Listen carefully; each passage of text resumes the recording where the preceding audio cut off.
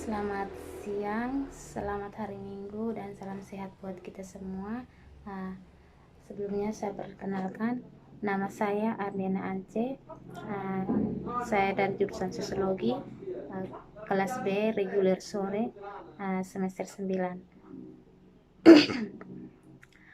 Video kali ini saya buat pada kali keempat untuk memenuhi suatu persyaratan pada mata kuliah perencanaan dan kebijakan sosial yang diasuh oleh Bapak Lazarus Cahamat. Video kali ini saya akan membahas materi tentang regional, tata kelola, dan pembuatan kebijakan di Amerika Serikat. UNASUR, Persatuan Bangsa-Bangsa Amerika Serikat, atau Alliance de Nations Sars Americans, diresmikan pada bulan Mei 2008. Tentunya merupakan hal yang aneh dari lingkup regional, tetapi jika dari perspektif organisasi, meskipun merayakan ulang tahun yang ke-10 pada tahun 2018, yang ke-10 pada tahun 2018 berarti untuk sekarang tahun 2020 berarti sudah 12 tahun. Kehadiran, dampak, dan relevansi UNASUR di wilayah ini lebih dipertanyakan sekarang daripada pernah. Bukan karena organisasi merupakan kekurangan atau tujuan atau substansi, bahwa negara-negara Amerika Selatan tidak melihat perlunya bergabung kekuatan bersama untuk mengatasi tantangan regional eksternal atau masalah lembaga, karena asal-usul ideologinya lebih berorientasi pada progresif politik dan bukan prinsip neoliberal. Keanehan UNASUR terletak pada ketidakmampuannya untuk menyesuaikan diri dari seluruh dunia. Pada saat krisis, untuk integrasi regional politik progresif tidak dapat menemukan tempat untuk menemukan kembali dan kekuatan ekonomi suatu daerah jika diperbandingkan dengan yang daerah lain. Dikatakan bahwa menurun dengan cepat setelah masa kejayaan ledakan ekstraktif. UNASUR merupakan kontribusi yang disambut baik untuk mengisi kekosongan dalam literatur pembuatan kebijakan publik di organisasi regional, dan itu juga menonjol di seri ini yang bertujuan untuk menyajikan penelitian baru tentang pemerintahan, pembangunan, inklusi sosial di Amerika Latin. Jadi apa yang terjadi selama 10 tahun keberadaan ini? Dari visi resmi menyatakan bahwa UNASUR akan memberikan identitas dan kewarganegaraan pada negara Amerika Selatan. Untuk memperkuat inisiatif kebijakan konkret dan menjalin kerjasama regional di luar dimensi ekonomi dan politik. Oleh karena itu, seorang ahli yang bernama Hoffman dengan tepat menempatkan UNASUR di antara tertinggi dan rendahnya hubungan ekonomi, politik, dan sosial di wilayah tersebut.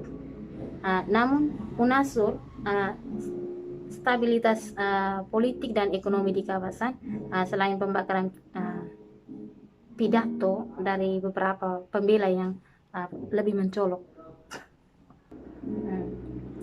Pemberhentian keanggotaan separuh negara yang mengikuti anggota UNASUR adalah kesempatan yang baik untuk menanyakan dampak sengketa presiden pembuatan kebijakan daerah. Apa tujuan dari organ UNASUR, dan akhirnya jika UNASUR benar-benar tidak bisa bertindak. Menurut penarikan tersebut, pemerintah Juni menemukan jalan buntu atau pemerintah semua negara anggota UNASUR menemukan jalan buntu. Namun interpretasi ini berjalan singkatnya variasi proses yang terjadi di lingkungan UNASUR. Yang berikut kebijakan publik dalam teori regional. Para sarjana tetap menganalisis daerah dengan tepat atau dengan tempat teori integrasi Eropa. Skema integrasi regional di luar Eropa belum mampu menghasilkan ruang supranasional. Dari perspektif Eropa tentang integrasi regional, dapat dikatakan bahwa implementasi integrasi Amerika Latin tidak penting, sedangkan Amerika Latin telah mengakui perlunya kerjasama untuk memecahkan masalah bersama dan mengerjakan kepentingan bersama. Akibatnya, para sarjana menyangkal bahwa prakarsa Amerika Selatan tercapai integrasi regional.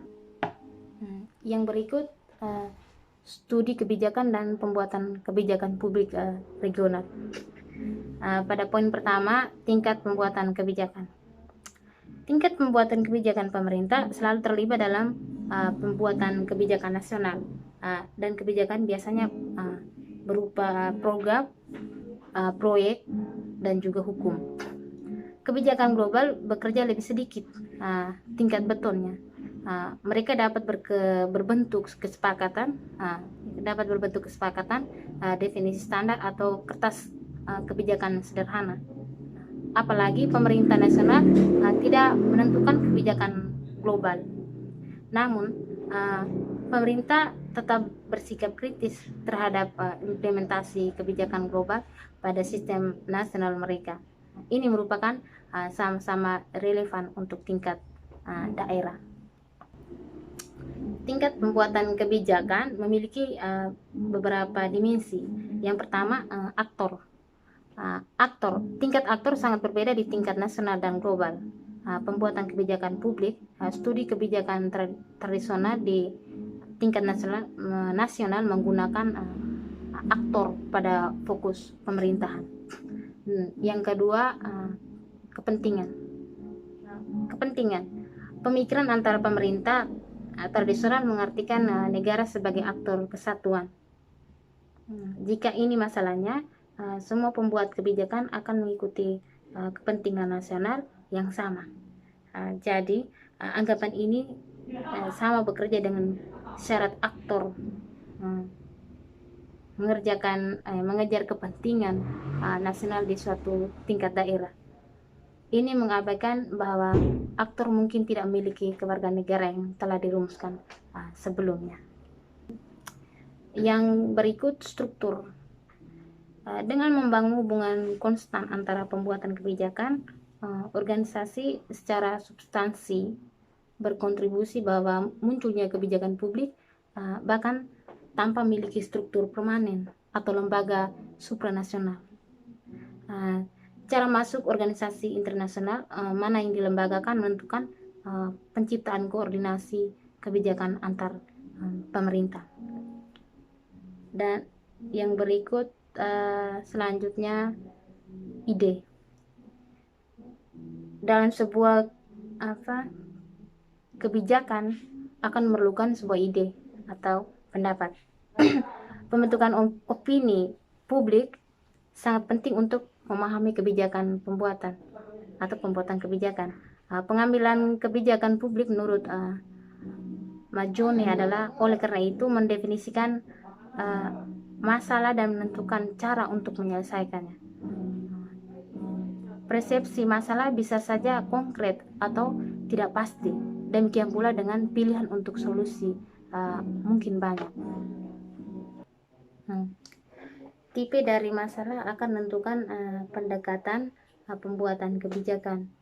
Pengakuan dari masalah dimensi regional akan menjadi persyaratan pertama pembuatan kebijakan untuk terlibat dalam pembuatan kebijakan publik regional.